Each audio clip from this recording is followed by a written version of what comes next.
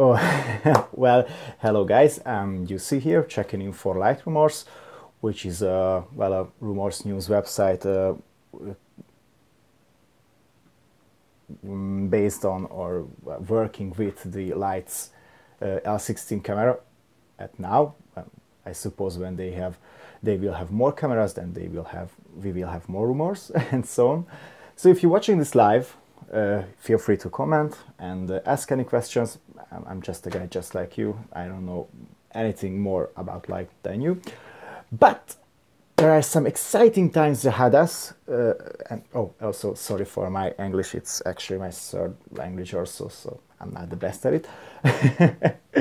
By the way, guys, you should really check out my setup here. I have my Galaxy S8, S7, which is my phone, set up here on a DSLR grade, really sturdy Manfrotto tripod, so it's gonna be extremely stable. Okay, without any further ado, let's check out how the Light L16 will produce you images, so how you will work with the Light L16, and also I will try to give some, I don't know, ideas on how to improve this workflow in the future. I'm not trying to neglect or make it seem smaller than actually is the achievement Light already made, because it's a huge thing that they pulled this concept off and made it real. So the big events I told you about earlier, about a minute ago, that Light is finally shipping to our early customers, well, at least in the US. Because of this, they released the support page of the L16 camera. So I thought it would be a good idea to run down on the workflow based on this support page.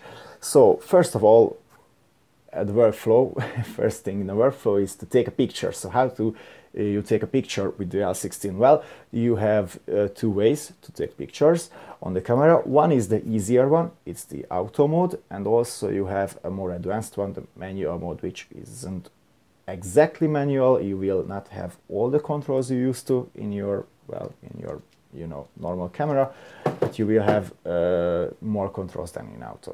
Well, I explained you auto mode. Good, very informational video so far. All right, let's do it. So in auto mode, you simply tap on your screen. It is a 5-inch LCD screen, full HD resolution. So you tap on the part of the screen where you want it to focus and take a picture. Let me just quickly grab my browse phone right here. So as usual, as you get used to on your phone, you can tap anywhere on your screen and it will create focus on that screen, and also the L16 will take a picture after it focused on the specific part of the screen you choose to take a picture of. Well, the L16 has a dedicated shutter button on the top, which you can see here. Okay, you cannot see if I move my fingers on the screen. Great. Okay, that's not so good. I want to show you where the shutter button is. Never mind. It's in the top left corner, so you can see this small hump on the schematics here. So that's the shutter button. You can half press it to initiate focus, and when you fully press it, you take a picture as usual on your camera. So you have these two ways in auto mode to take a picture. So let's go to the manual exposure mode, because this is the place where it's getting a bit interesting, as far as I know myself, because I'm all about manual or semi-manual modes in my camera. Okay, so what you see here is the user interface of the the manual mode on this camera. So you still have this 4:3 aspect ratio viewfinder in the center of the image, but on the two black bars you will have some buttons and some informations. So you still have the shutter button. The shutter button is available in auto mode as well. I forgot it. So you can take pictures 3 ways actually in the L16. Tap to focus and shoot the picture, the dedicated shutter button on the top left corner, and also you will have the shutter button on screen, which also focuses and takes a picture. Here in the L16 schematics, or I don't know how to call these pictures, you can see it down in the middle on the right side, this white little dot there. Okay, so, well, you have some initial buttons, so additional buttons next to the shutter button. Up is the ISO button, hopefully you can read it. I think I'm streaming 720p, so you should be. Okay, so you have the ISO button, which is, I think, a great idea, and they have a great way to implement the ISO change. You know, usually on a smartphone, if you use it in manual mode, which I cannot show you in this case because my bro has no manual mode on his phone because he's not taking so much pictures. So okay, so just picture your ordinary smartphone user interface for camera. Most of the times you will have the ISO button, which you press, and after you press, you will have this dial, and you can move up and down the dial, and you can set your ISO ratings basically. And I found it so frustrating that no manufacturer so far seem to care about the user interaction with the ISO button, but Light did. So I had in my mind this way easier and way more intuitive way to control these settings within the camera, which is you press the ISO button. The ISO button instantly changes to the dial, so without you have to pulling off your finger and tapping your screen again, you are with your up and down movement already changing the ISO value. Sorry. So you just simply press on the ISO, move your finger up and down, and you're lowering or whatever the opposite of lowering your ISO value. It is so much convenient, I think, and so much more ergonomics to do so, because you're thinking about a touch controlled interface, not the usual buttons and charts which we used to on our non-touchable PCs and so on. But once we have this opportunity to simply touch an interface, it's much more intuitive just to touch it and move it up and down without, okay, you get the change the value, and with a separate touch you change the value. I think it's a great solution from Light to pull this off, and I'm really glad they did it this way. So you have the exact same control mechanism for the shutter value. You simply press the shutter button, which you can see. They have a chart for ISO. So sorry. So yes, this is the way the ISO works. You just press on the ISO, the numbers immediately appear on the screen, and with your fingers up and down movement, you can change the ISO value. And the exact same thing is also true for the shutter speed. You press on the shutter speed button, and with the movement of your hands up and down, you immediately setting the shutter value, which is great. Well, you don't have the third options which you used to in your normal traditional camera, which is the aperture value. So you don't get to set the aperture in this camera because it's always shooting and at its maximum aperture value. So they have a couple of, well, to be precise, 16 prime lenses. So these 16 prime lenses will always shoot at the maximum aperture value, and the depth of field effect will be added in post-production. We will talk about it later, just in a bit. Okay, so you have these two values in manual mode to set the shutter speed and the ISO mode. Okay, so I talked a bit about focus already, but you can see here a visual representation of what I already said. You press anywhere on the screen where you want to focus.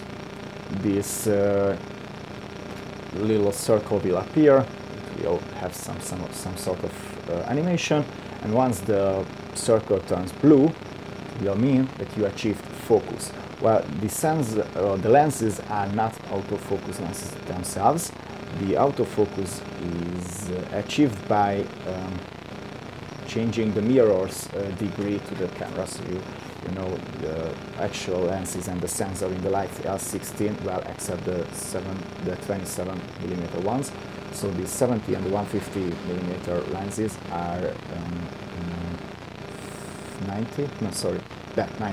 90 degrees turn. So you will have an almost 90-degree mirror in it at the end of them to, well, redirect the light from the front of the camera into the sensor, and the focus will work with these mirrors changing the degree value. I almost pulled this off. Okay, if you have questions, just please ask. But I think at this point, most of people who will see this video have already known everything about the focusing and how it works in this camera. Okay. So, and also you can, as I said already, you can half press the shutter button to initiate focus, and once it's focused, you will have the blue animation to tell you that it is in focus. Okay, the next part is zoom. And yes, this camera can zoom, and that's the main trick of it. It have a half optical and a half digital zoom. So the camera itself has 3 zoom levels, which are native. I don't know. So the 78 millimeters, the 28 millimeters, the 17 millimeters, and the 150 millimeter lenses, they are native to this camera. So you will find actually 570. Let me just quickly close this. Okay, here we are back. So you will have these 3 zoom levels, which are hardware supported, and everything in between will be half hardware supported, half digital zoom. The mirror still can move to cover more or less, field of view, but also you lose resolution because of the way, the nature that this camera zooms. Okay, so you have multiple ways to zoom. Here you can see the most obvious one, which is the pinch to zoom. As you used to in your smartphones, you simply just pinch it to zoom in and pinch it to zoom out. It's easy, intuitive, and really just how things works in the smartphone area.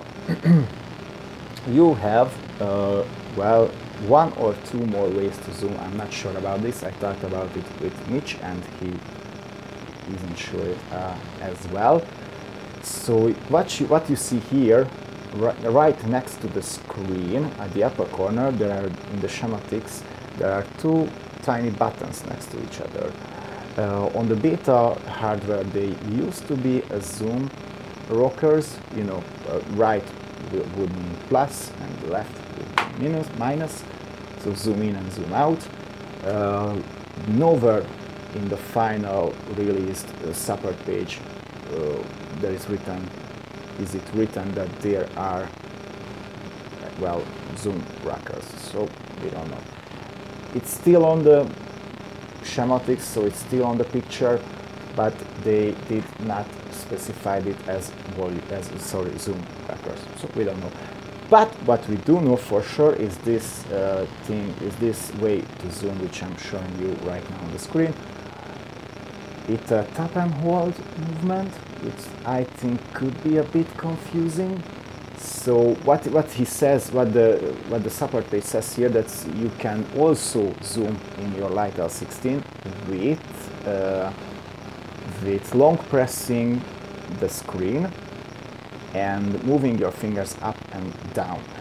Well, I'm not sure about this one. I don't think it's such a good idea because well, once you set the focus point with tapping the screen, and also you can in manual mode, in auto mode, you can tap the screen for focus and take a picture. The third tapping on the screen, I don't think it that much intuitive, you know, to long press it. How long is long?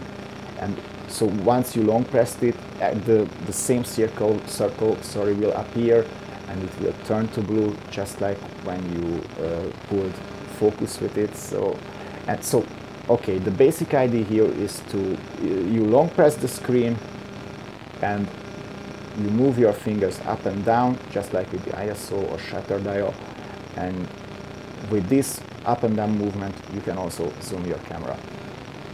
But I don't know about this, and I think I have a better solution for these types of zoom, and this better solution would be the black bar left to the screen. So as I showed you earlier at the take a picture, no, not the take a picture, at the manual exposure mode, so you have these two bars on the screen next to the viewfinder, left and right, and that's simply mathematics, because you take in a 4:3 aspect ratio picture, and you have a 16:9 aspect ratio display. So you get the back bars. On the left side, the back bars are used in a very good way. You know, you have many icons, many things to do it. You know, you can go to the gallery here, set the ISO, take a picture, set the shutter speed, and also you can get more advanced settings from the toolbar. Okay, but on the left side, there is no touch function. So on the left side, you can only see some information about your picture and about your device. You can see the shutter count, how many pictures you have left for free in memory, the battery, how many battery remains, and also some values for your image, which is the shutter speed, you know, the zoom level you are on, and the ISO value, as you can see in the picture. But there is no touch function to it, so I think it would be a lot better simply just put a slider or put at the so put a slider in it. So once there is a black bar on the left side of the screen, I think you should be able to touch it and do something with it. And I think it would be a perfect way to have zoom in it. So you see, I'm holding. Let's pretend that this is a 16. It's obviously not. It's a 1+1. So if I have this Light 16 L16 in my hand, my left hand, well, it will support it, right? I will somehow grab it on it, well, with much care, because all the wide-angle lenses are in this side, so I don't want to block my view with my hand. But some way I'm gonna hold my L16 with two hands, right? And just like on an ordinary camera, so which happens to be a Fuji X-T1 right here, because I love Fujifilm. Okay, so you have the right hand, and on your right hand you have the controls, just like on the L16. You have the shutter button up here, you have the grip, which you don't have, but you can buy it separately, or I think the pre-orders will get it. So you have the grip, and you have your controls right on your right hand. On the Fujifilm it's tactile, so it's hardware buttons. On the L16 it's software buttons. Your left hand, when you take a picture with a normal camera, your left hand is usually supports the camera, so with two hands you can grab it firmly and make it much more stable. And also your left hand is in charge for zoom, right? So you take your camera and with your left hand you zoom it, right? And also if you're a manual focus person, you can focus most of your lenses, unless you shoot pan. But your left hand is usually in charge for zoom, right? So I think it would be great if you could do the same on the L16. You grab it with your two hands. On your right hand you take the picture, you set the ISO, you set the shutter speed, and on your left hand you could easily change the zoom value without blocking your view on the viewfinder, you know, with long pressing it and moving it up and down. Or you know, if I'm holding it with two hands, I can make some sort of pinch to zoom movement with my two thumb fingers. But in this way, I'm still blocking my view, right? So I'm not be able to compute.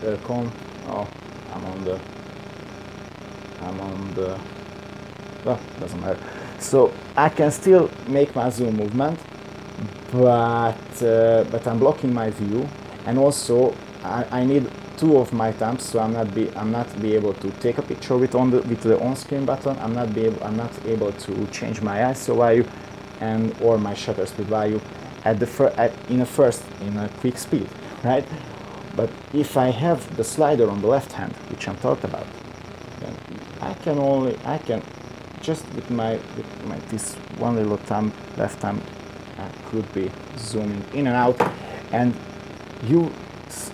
if you do so, if Light choose, for example, to upgrade the camera user interface to be able to zoom on the left black bar of the screen, you will have a touch function to this touch area, so it's not a poor use of space anymore, with only displaying information. You can interact with it. You will have a function to it. Okay. So that's one of my suggestions on how to improve the workflow on the Light16. I will have actually only one more. So let's talk a bit more about, I don't know, okay, self-timer flash. I think they are really self-explanatory. Self-timer, I don't need to talk about it.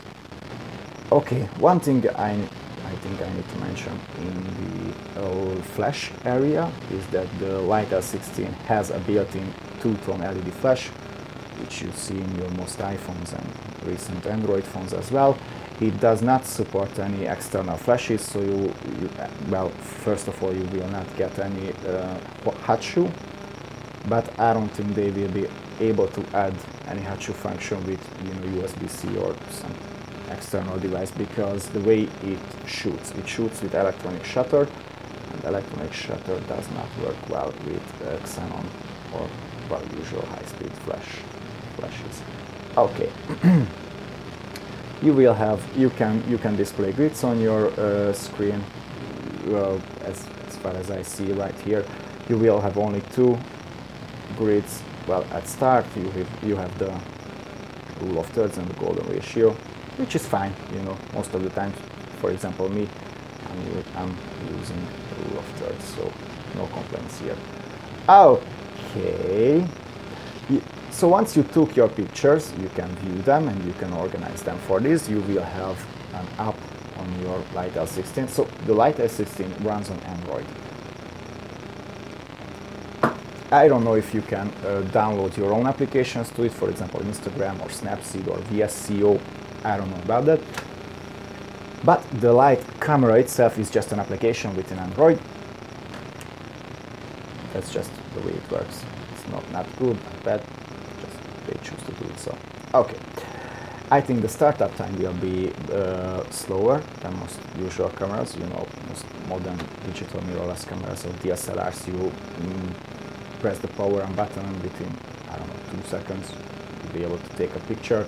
With the Light16, well, it's a bit other way around. You know, I think you power it on the start of the shoot or at the morning, and you can put it in sleep mode just like in your normal phones, and it will not drain much battery because it does not have any radio or GPS functions built in, you know, to connect to your LTE network or so.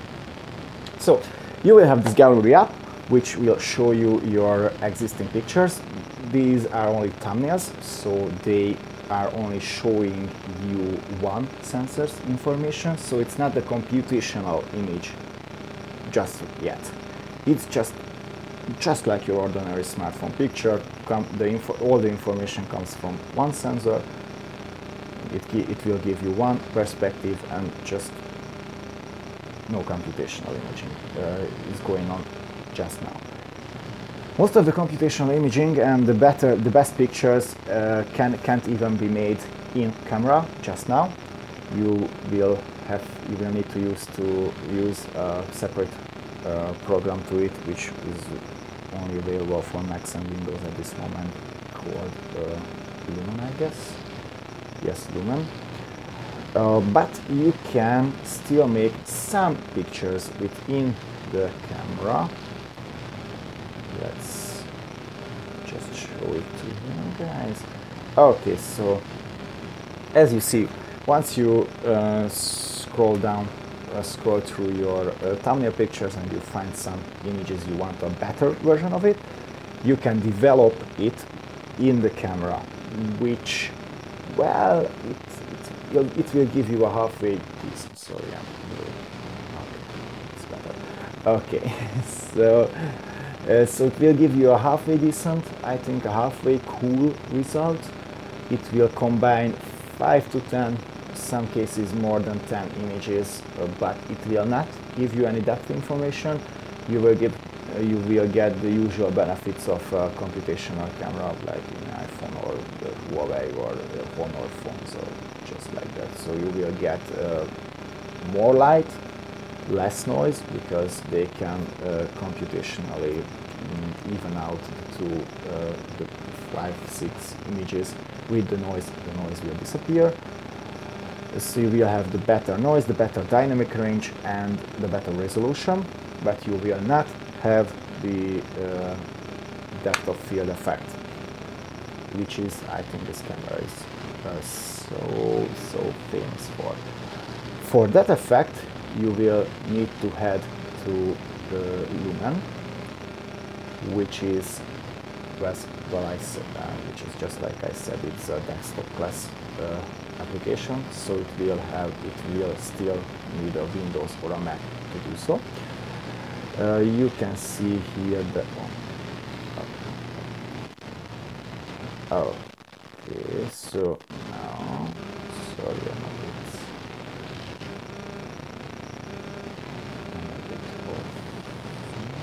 okay, I found it. So you can see here the system requirements for Windows and for Mac.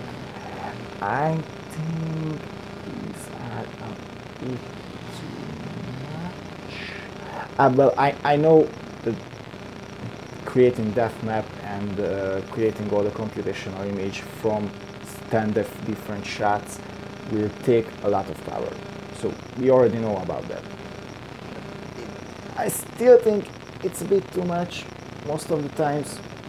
Usually, you know, laptops don't have 16 gigs of RAM, at least at the area I live. but never mind. So this is the system you will need to effectively process your photos. So what is this Lumen? This Lumen is only good for depth information. So it's not your raw converting application. It's not going to replace your Lightroom or your Polar or whatever you work in. It's only good for the depth information and the computational imaging tasks. So to do all the math with the 10 or so image and to create the depth map and apply the depth effect to your picture. So as you see here, you will have two raw files with the L16. You will have the LRI files, which are basically your ordinary raw files, all the information gathered by the camera once you press the shutter button, jammed in a nice little, well, not so little file. This is the LRI.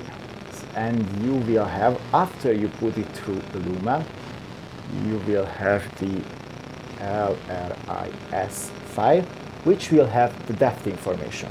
So what this means that your image and your depth information will be stored in two different files, so you will need to move these two files in tandem. So if you only put one file of it in another folder, you will lose the depth information, or you will have the depth information but for nothing, because the image itself is in another folder on the computer. So you always will be need to move these two files together.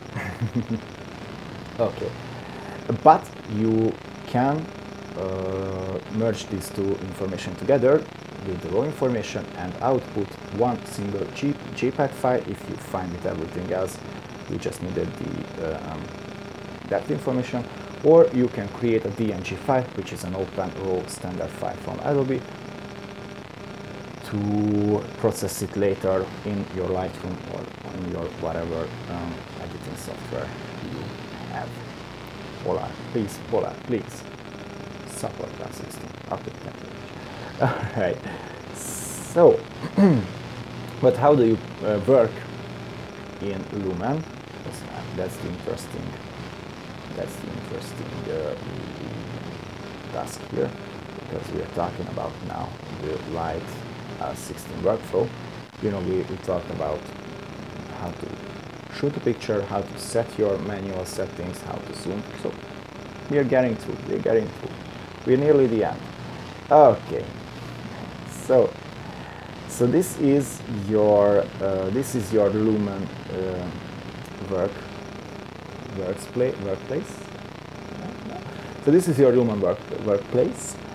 You can see here that you have, well, quite a few tools actually to adjust the depth information. You can adjust the computer okay, how this will work, just in a quick time. So you will have 10 different shots, or sometimes even more, I don't know. So we'll have this bunch of shots from the same view, but in a slightly different perspective. And with this slightly different perspective, the computer will be able to generate which things are closer to you and which things are further away from you. And it will generate a depth map of it, which is basically just a black and white picture where everything which is closer to you appears to be lighter, and everything which is further from you will appear darker. And the shades are just getting layered by layered. So layer by layer on once you see things further away from the camera. Okay, so it's really easy and basic stuff if you just think it through, but I think it will be intuitive to do so once you will have your Light16 in hand. I don't see any problem with it. I think most people will mess it around with, I don't know, half an hour, and well, they will know everything in and out from it. But apart from this automatic depth map creation, you will have two more tools, which will be the edit depth heal tool and the edit depth match tool. So I think, so these are basically brushes. These are brushes, but these are not brushes for exposure or some kind of color or mask. These are brushes for depth information. So I think they included these brushes for two reasons. One being is, I think, the fusion engine behind the depth creation, so the automatic algorithm is not perfect, or it's not perfect yet. It will still give you some errors, and these errors, if you see them, you need to correct them manually. And for this, you will have two brushes. One brush will be this heal depth mode, and I think this heal depth is just, it's really just a brush for move things closer to you or further away from you within the third dimension of the picture. And the other will be the edit depth match tool, which will give you a brush, and if you do strokes with this brush, the stroked area will be layered together, so they will appear to be in the same depth no matter what. So if I have, for example, this hand close to you and my face further away from you, currently in shade, so let's make it look like this. If I choose to include my hand and my face within the same perspective, as long as depth effect goes, then I can just take my match brush and brush over my face and brush over my hand, and they will have the same amount of blur applied to them, which is, I think, creative effect. I think it's not gonna be look natural if you do so. So if you will have a nice blur effect, you know, some Gaussian blur and so on going on, everything looks natural, everything goes further away, more blur, and you will have these two, for your eyes and for your brain, obviously not in the same perspective, sorry, not in the same depth items, which are somehow still blurry the same way or not blurry in the same way. I don't think it will look natural, but it will be an artistic choice for you to make, you know. As far as I know, no other cameras can give you this artistic choice right now, so you have one more tool to achieve your dream look on your pictures, I guess. Okay, so once you satisfied with your depth information, you can export your image. You will have two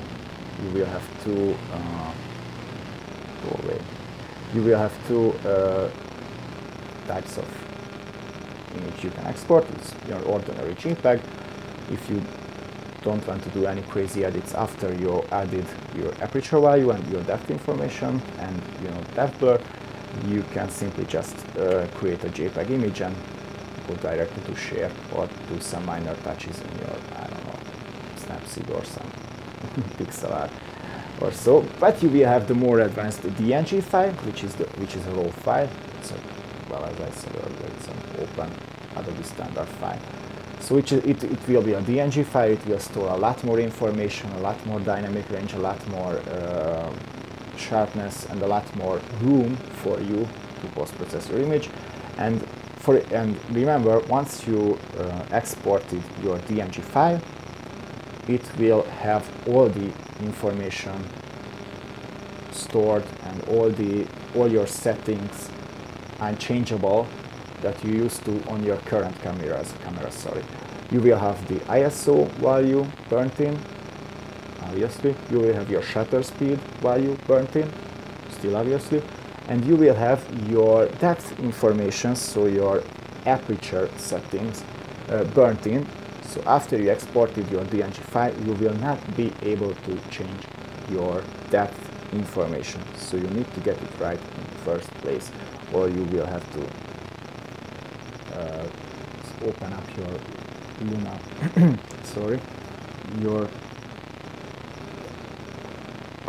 you need to open up your Lumen once again and process image once again. Well, you can save the depth information, as I told you earlier, with the two raw files.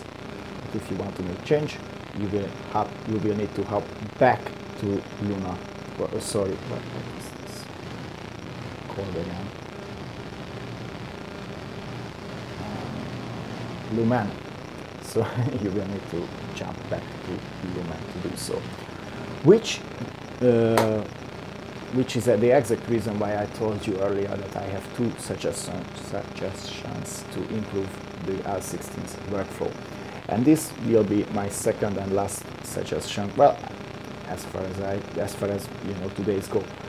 Once I will have, hopefully, one of these cameras, I can give you more of an insight. But let's talk about this workflow just a bit and this depth information.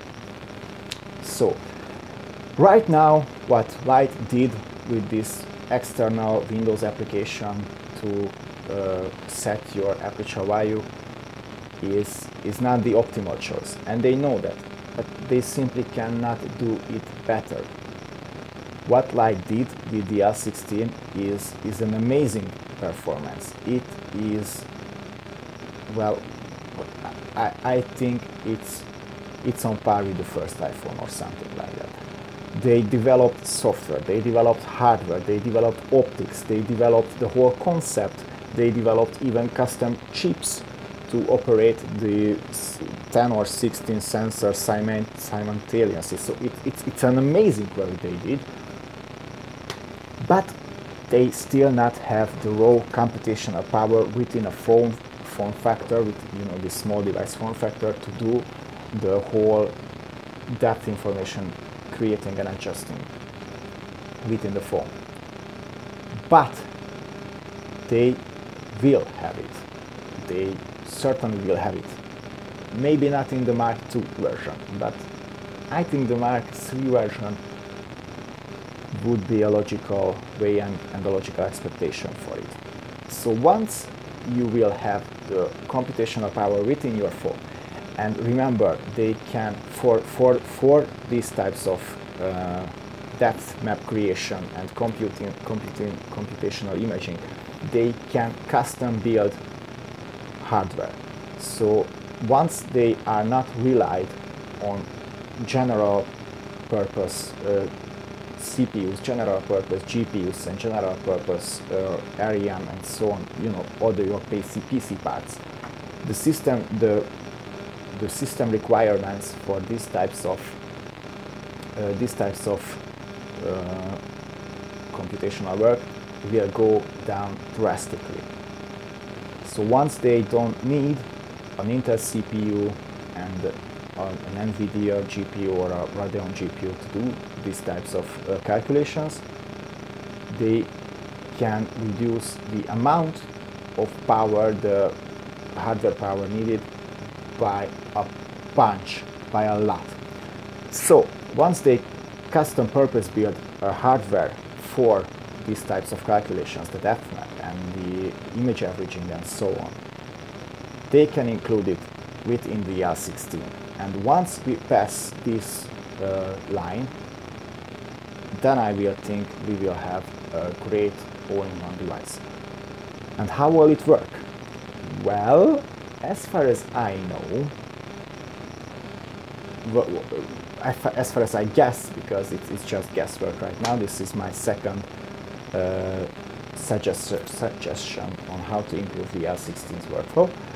So once you will have these types of purpose-built GPUs within your L16, I don't know, Mark III or Mark IV or whatever, I think Light should include an aperture settings in the camera's menu, so in the shooting menu, on the settings. Well, no, that's not it. On your photo capture, yes. So I think once you go on manual exposure mode right here, I really think that they should include an aperture settings. Well, for example, take the gallery icon out and give us the aperture settings. Well, obviously the aperture settings button will still not do any hardware changes or any change at the way you take the picture, but you can set the required aperture. You can set the aperture settings you want the look of, the depth information, and you can include this information within your raw files. So you can include the aperture set, the value and the depth value you want in the picture without actually setting anything in the camera. So I think the future workflow would be this: you set your shutter speed, the ISO, and your aperture. You take a picture. You take a bunch of pictures. Once you finish with your picture taking, I think Light will have or should have a developed application on the phone, on the Light L16, and which will do nothing but developing your image. So once you press the icon for the develop, call it Lumen, because they call it this way on the PC.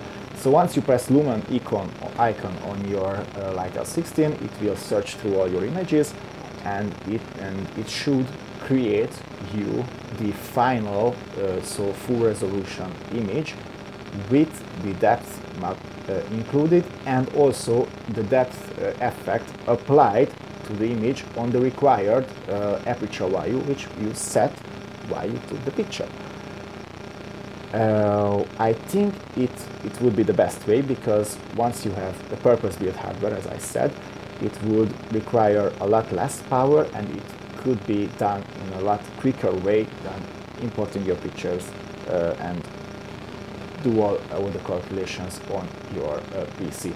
So once you will have the power, you will have the option to develop all these informations within your L16. I think you will have a new raw file, or you should have a new raw file. So I think down the road Light should where it is? Here it is. Light should merge these two raw files they have currently now into one. So they should merge together the LRI files and the LRIS files into one raw file, which also includes the depth map and also includes the requested aperture value. Why would it be better? Well, once you could take out the importing into desktop Lumen and creating your depth map step, you can throw this step away. And also, once you have the once you have the depth information included in your raw files, then well, all the photo editing applications can choose to support it. Sorry, I don't know how to say it in English. So they will have the option to support it. For example, imagine if Lightroom Adobe decides behind Lightroom to support light as a camera. They can simply add a slider into Lightroom, which or a light toolbox if you want, which will adjust your depth effect, the depth of field effect with one slider. Because once you have the depth information, this black and white image I told you about earlier, making the depth effect is a simple process. It does not require much power. It's just your basic Gaussian blur effect on your Photoshop with just one more twist. But it really does not take a lot of power. So it can be done instantaneously, and it can change dynamically if you choose to move your slider up and down or left or right or so. So it would simplify your post-process by a lot. And if I don't know, I personally really like Polar. I think it is a really great photo editing application. So if Polar chooses to support these new types of Light L16 raw files with the depth information included, then in a second you will have a great image developing application on Mac, on Windows, on Chrome OS, on Android, on iOS, which supports the depth information, supports the full resolution files, and all around a great photo editing application. So you don't have an extra step of process just to add the aperture value, which you used to do on your regular camera with just pressing a button or turning a dial. But it's in the future. Right now I think L, and I can't stress it enough, I think L did an amazing job with this new category of products, and I'm really thankful for they did it. I was thinking about something like it, but I'm not a smart man, I'm just thinking at home. But they actually did it, which is amazing, and it blew my mind. So down the road, I think Light will have a great future if they can manage to, well, you know, every ups and downs a new startup need to change and face and manage them. So I'm really thankful for Light because of this camera. I'm really thankful for Lightroomers community, and for Mitch to collecting this bunch of nerds or bunch of photographers which we are now. Well, if you happen to stumble on this video on YouTube or so, please check out our Facebook community group, and also the website is lightroomers.co, and it contains everything which is the Light16 related, because we have Planet Mitch, who is a really passionate guy about this and works a lot on these files. And I think there is one viewer who was with me all the time. I'm really thankful for you. It really made me